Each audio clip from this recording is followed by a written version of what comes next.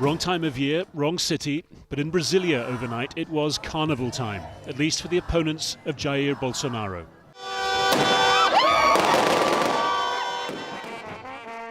Partying on the more familiar streets of Rio de Janeiro too. Celebration of the conviction of the former president and his co-conspirators for plotting a coup after losing the election of 2022.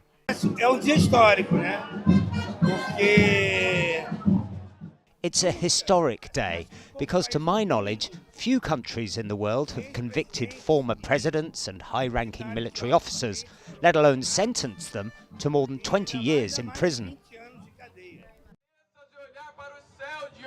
But the sentencing of such a polarizing figure was always going to be a moment of division.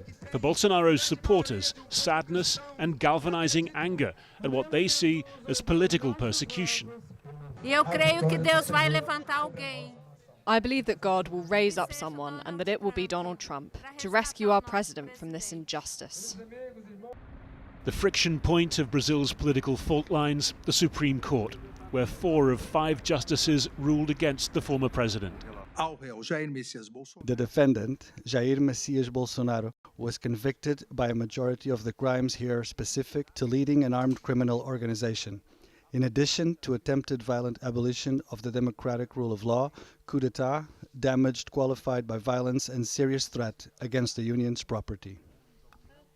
Chief Justice Moraes was, the prosecution said, to be executed if the plot had come to fruition. Instead, it was he who sentenced Bolsonaro to 27 years and 3 months in prison. Earlier in the day, not for the first time, Bolsonaro allowed himself to be photographed in defiant pose at the home where he's been under house arrest for more than a month.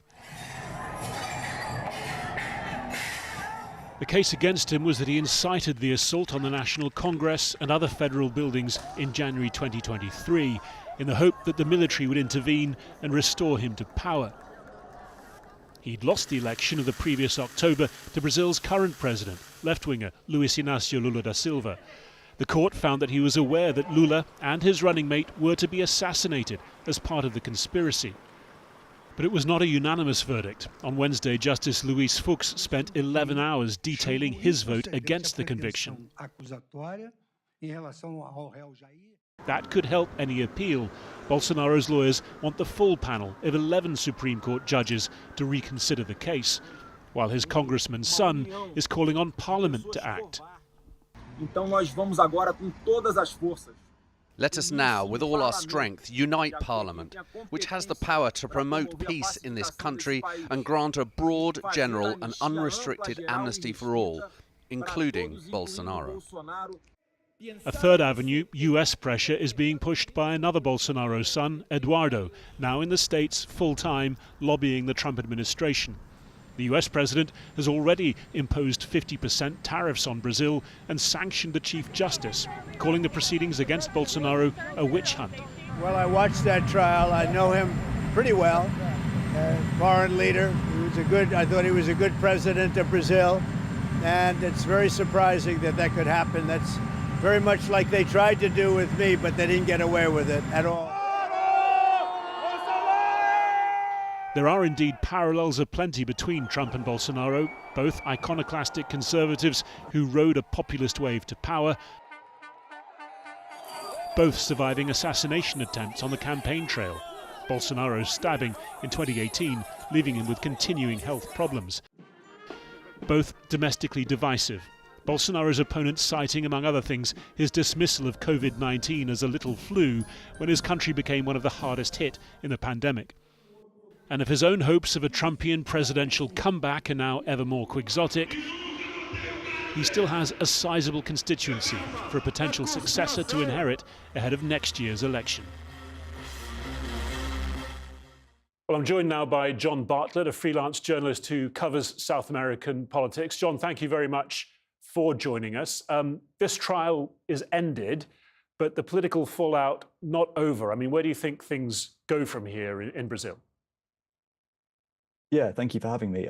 It's a fascinating question. I think this is, one of these true sort of watershed moments, not only for Brazil but also for for Latin America, and I think perhaps even the whole of the Western Hemisphere, looking at the potential implications for Donald Trump, looking at the similarities between what happened in Brazil and what happened in the US. But reaction so far has been more or less as expected. We've seen the leftists in Latin America. There have been strong fraternal ties between Gabriel Boric, for example, the left-wing president in Chile, who president of Chile, where I'm based, and Lula, the current president of Brazil.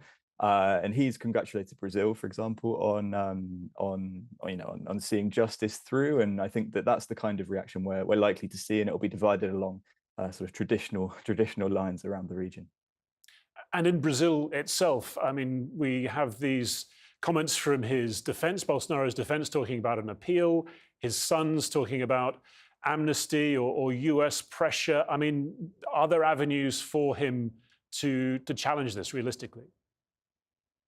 There are avenues to challenge this. I think particularly in terms of the sentence, which is 27 years and 3 months in jail. He was, of course, the subject of, depending on how you see it, an assassination attempt when he was campaigning for the presidency last time.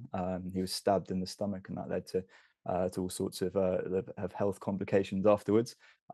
So I think he'll serve some of it under house arrest. But yes, I think that the Bolsonaro dynasty, I mean, he's been priming his sons in particular to kind of take over from him and create this sort of it's very hard not to make the Trump parallel, but the sort of Trump-like dynasty, I think, in Brazilian politics to take over on the right. But one interesting thing I think is that that this leaves the right in Brazil without a significant figurehead at the moment. So I think that's what we're going to see now, to see who takes over from him. Whether it's one of his sons or somebody else can step into that void. So his talk of challenging his political ban, of challenging this sentence and standing himself in 26, you think that's not going to play? I think that's unlikely. I think that this, the sentence won't be quashed. I think the best he can hope for is not to serve time in jail, but actually under house arrest instead. But I think that Bolsonaro is not going to run in 2026. I wouldn't have thought. And you picked up on the parallels between Bolsonaro and Trump. I mean, Trump making them himself overnight, talking about it being similar to what had been done to him. There's already been this somewhat legally dubious imposition of 50% tariffs on Brazil. They've sanctioned the Chief Justice. Could there be more US pressure in the offing, do you think? That's clearly what at least one of his sons is calling for. There certainly could be. I think that all I've seen from Trump so far is that he said he was very surprised by the conviction. If I were him, I would be starting to wonder what the implications could be, in the US. But Brazil has gone about this in legally, at least, in an impeccable way. They've managed to convict Bolsonaro and his 7 co-defendants, many of whom were from the military, on a range of charges. So I think that the parallels are incredibly similar. I mean, we have to remember as well that this was one of the most interesting things about this trial, and I think it's had all of Brazil and all of Latin America kind of glued to their phone screens. That this was broadcast on YouTube. This whole trial, a lot of the deliberations were broadcast. They were all broadcast live as well. One of the judges spoke, I think, for 13 hours. I mean, this is incredible. This incredible kind of level of transparency and access, and I think that's drawn a lot of praise. On the one hand, but it's also kind of rebounded a little bit back to exactly what happened in the US. I mean, we have to remember that after the storming of the Capitol building in Washington, the January the 6th riots, almost the same thing happened in January 2023 in Brazil. So the parallels are alarming.